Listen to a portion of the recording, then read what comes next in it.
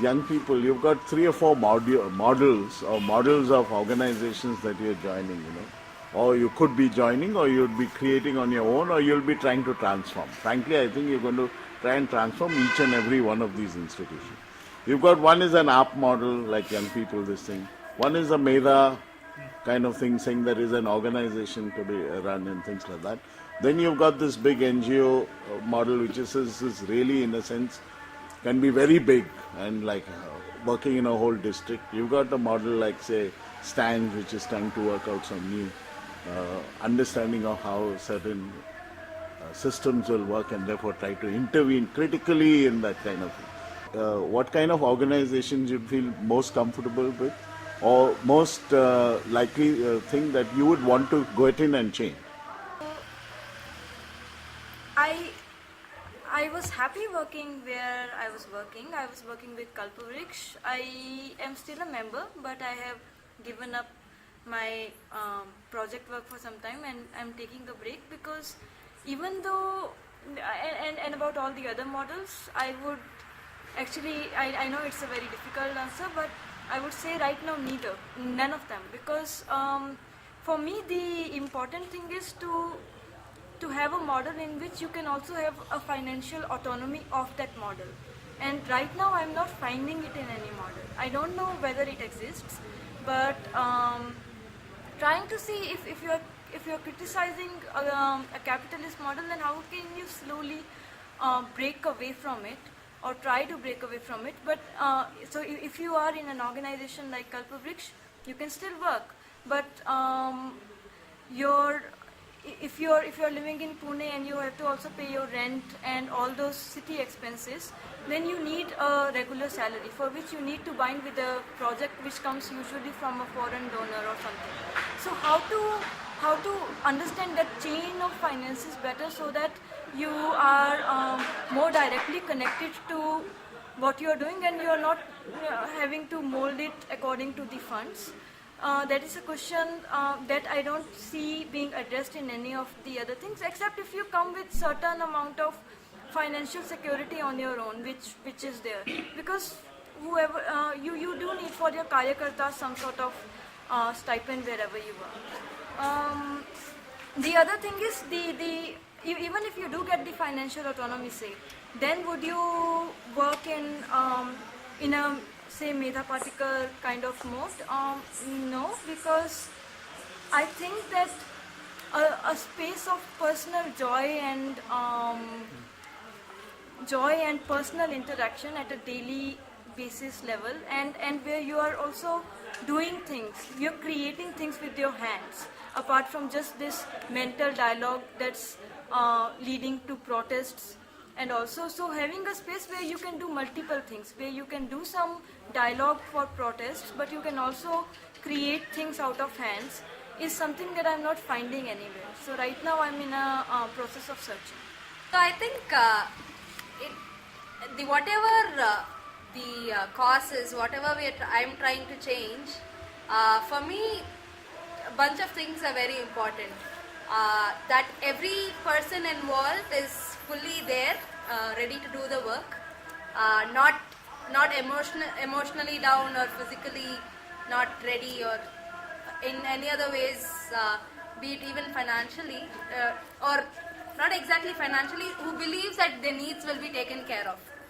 Then every individual, when they're coming to do the work, they're not coming from a space of oh, if I do this, I'll have to sacrifice something else, kind of a thing. That is one thing which is very important for me. Ideally, I'm very happy right now where I'm working. Is it because he's filming this? No. I'll tell you why. I'll tell you why. No, I'll tell you why. Believe me. When I was in college, a professor of mine told me that the most important thing after your salary, or equally important, is job satisfaction. So it's really difficult to choose which one you want to. But I, joined where I'm working accidentally. But I mean, I had some idea that I may, if I don't get anything else. But yeah.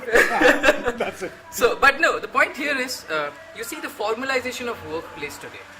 CCTV cameras, wear formal clothes, formal shoes, got to shave well. The place where I work, I'm free to wear what I want, don't have a haircut, it's cool, don't get a shave, it's cool. Like, it's for informalization of your appearance and, certain necessities that are required in other workplaces like IT companies and banks, but more importance and emphasis is given on work. And there is very personal connection where I work with the people, the people with I work. It's also very formal as to, it's not like, oh, I'm the boss, and you have to come report to me and, call me boss or sir or whatever, So I have lots of freedom, even in terms of what I want to work on. I've got the freedom. Big NGOs cannot offer that because of the very structure, it just seems not possible because there is a tipping point after where it gets scattered. It's difficult to hold. I would prefer to stick to one place because it's a process, it's not like a banking clerical job where you come, enter a formula into the Excel format and, do your target and go. It's a it's a process of learning, it's a process of understanding, it's a process of understanding history, and it's also about this larger issue of, seeing yourself, seeing your vision coming into it and how. So it's not like, oh, I get a good salary and a good, whatever, so I must go ahead. This is not the model or the idea that I am working with or I have. I've been traveling for more than 10 years now up and down the country, seeking collaborations and places where I could join and work. And I have so far not found a group that I could work with. I have great friends in many of these places, but I haven't been able to work with any of them.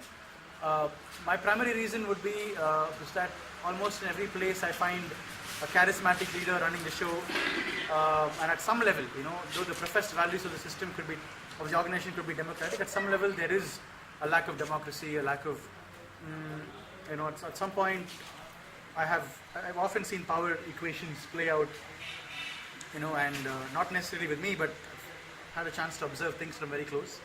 So I'm a little wary of organizations because eventually pretty much they all seem to be hierarchical in some way or the other. So I'm out of pretty much all, and the organizations that I'm inspired by are probably some of the earliest Buddhist sanghas, but even they've degenerated into organized religion today. So yeah, we've just started an organization about 2 months ago, and I'm also sitting with this question of how do we not go down the same path. I don't have answers, but I'm interested in the metaphor of a family more than even a sangha, a family of friends. A collective sounds a little too impersonal to me. I also have friends who run collectives, leftist collectives, all sorts of collectives. But somehow a family of friends or a family of seekers, I don't know the right correct label, but a family seems like a good metaphor to work with. It seems even more meaningful than a collective. And yes, I would also like to have my own, a group, an organization, whatever you may call it, because after some point you have to start working on your own personal vision, your own personal understanding, and also because honestly there are many clashes of ideas between so many people that you meet. So I would like to work with a group which is more connected or more closer to what my vision is, or what a collective vision of ours would be, but a small one, not like oof. I would like to work with them in the sense of I would like to learn from their experiences and spend time with all of these people because they are all amazing. But I don't know how to make a living out of it, and I don't want to make a living out of it. Exactly the problem.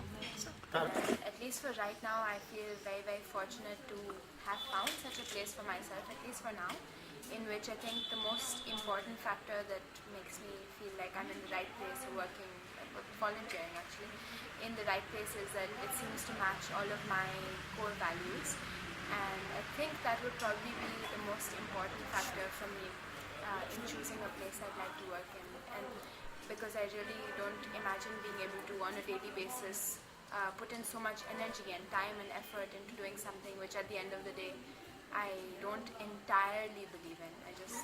I feel that would be very uncomfortable.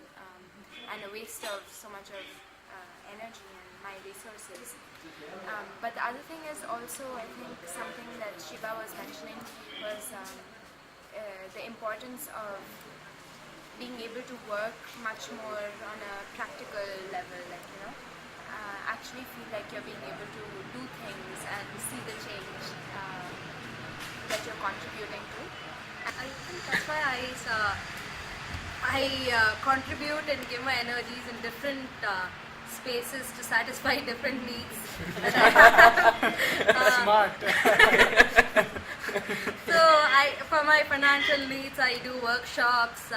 I also have, I satisfy the need of wanting to facilitate and help people connect with their own dreams and connect with their colleagues in companies. I work on corporate culture. I also satisfy my need of doing something with my hands in an organic store nearby which has a garden outside. I get to pack stuff and give people oil and vegetables, take care of that. I also get to sometimes fight bigger issues, fight corruption sometimes. So it's interesting. I feel like I'm dancing my way through a bunch of organizations, satisfying different needs that I have, at the same time hopefully bringing change that I want to see too. So it's been interesting.